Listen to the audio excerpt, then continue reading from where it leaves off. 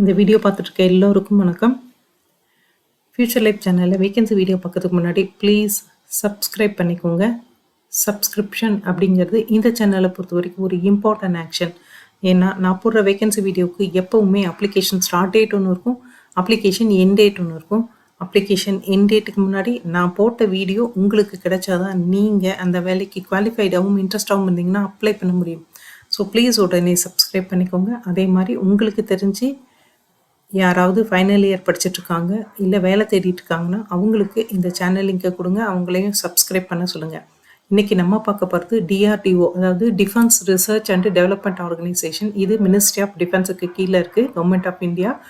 இவங்களுடைய integrated test range டிபார்ட்மெண்ட்டுக்கு ஒரு பெய்டு இன்டர்ன்ஷிப் ஆப்பர்ச்சுனிட்டி அனௌன்ஸ் பண்ணியிருக்காங்க. இந்த பெய்டு இன்டர்ன்ஷிப் ஆப்பர்ச்சுனிட்டி பார்த்தீங்கன்னா இது ஸ்டூடெண்ட் இப்போ படிச்சுட்டு இருக்க ஸ்டூடெண்ட்டுக்கானது.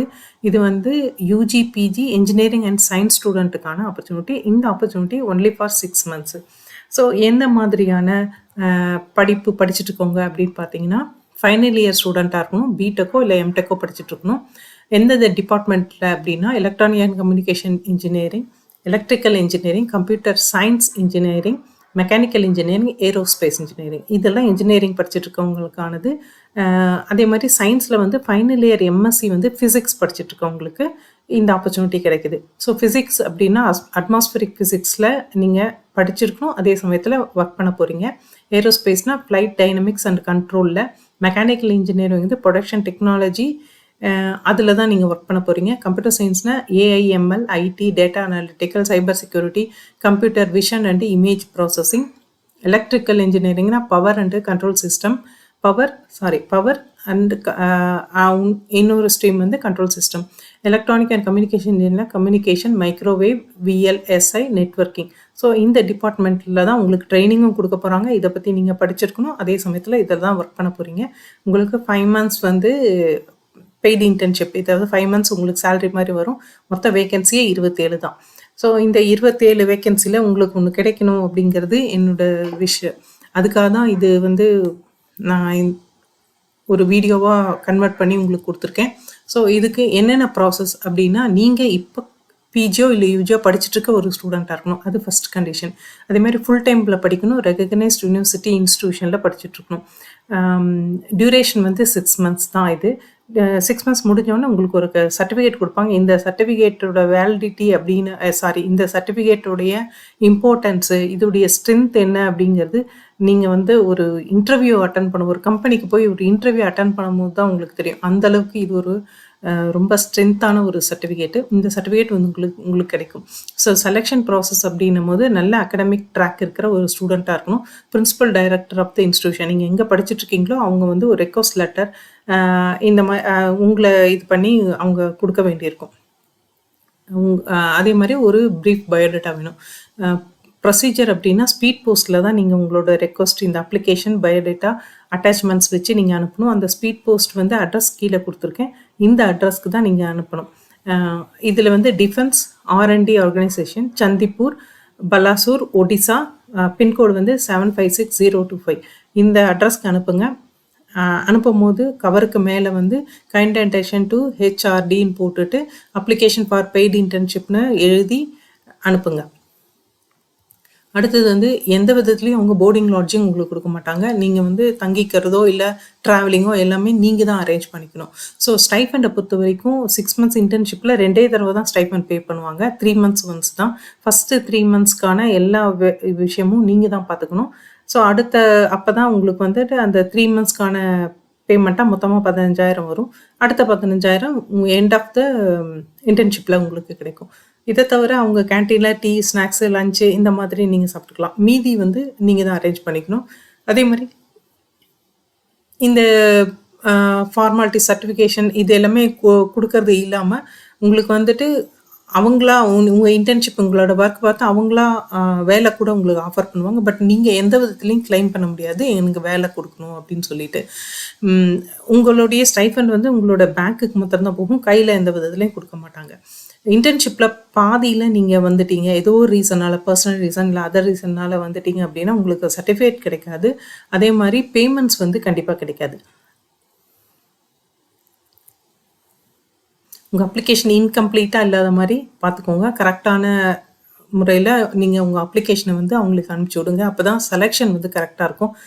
ஏதாவது இன்கம்ப்ளீட்னா அவங்க எந்த ரீசனும் சொல்லாமல் உங்கள் அப்ளிகேஷனை வந்து ரிஜெக்ட் பண்ணிடுவாங்க. ஏற்கனவே சொல்லிட்டேன், இன்டர்ன் வந்து will have to arrange accommodation, conveyance, food அப்படின்னு சொல்லியிருக்காங்க.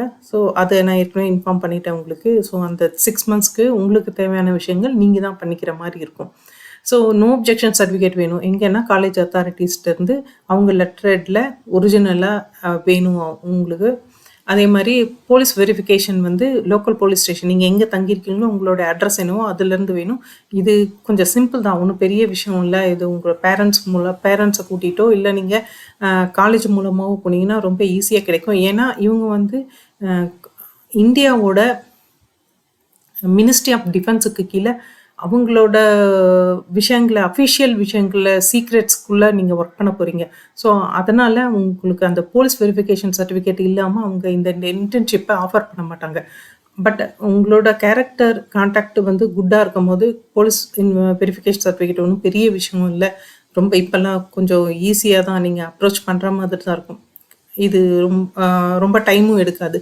ஸோ ஈஸியாக வாங்கிடலாம். இந்த சர்டிஃபிகேட் வந்து இந்தியன் டிஃபென்ஸோட சீக்ரெட்ஸ்க்காக தான் கேட்குறாங்க. ஸோ அதை நீங்கள் கொடுத்துருங்க. அடுத்தது ஸ்டூடெண்ட்ஸ் வந்து பேங்க்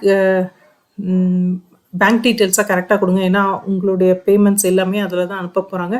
மெடிக்கல் ஃபிட்னஸ் வந்து ஒரு அட்லீஸ்ட் ஒரு எம்பிபிஎஸ் டிகிரி படித்த ஒரு டாக்டர்ஸ்லேருந்து எடுத்து கொடுங்க.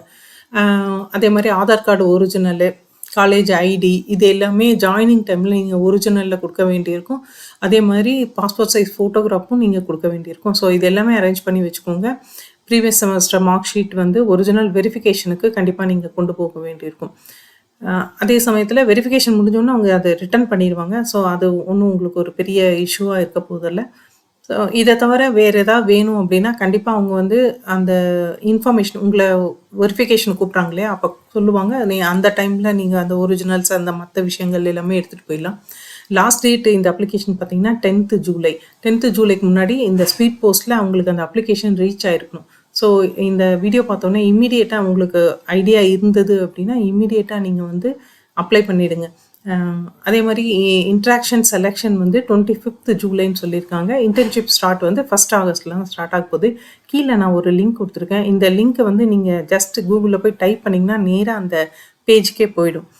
அங்கே போயிட்டு நீங்கள் மறுபடியும் நோட்டிஃபிகேஷனை ஃபுல்லாக படிச்சுக்கோங்க. ஸோ இந்த வீடியோ பொறுத்த வரைக்கும் நோட்டிஃபிகேஷனை ஃபுல்லாகவே கொடுத்துருக்கேன். எந்த வீடியோக்காக எதையும் ஷார்ட்கட் பண்ணவே இல்லை.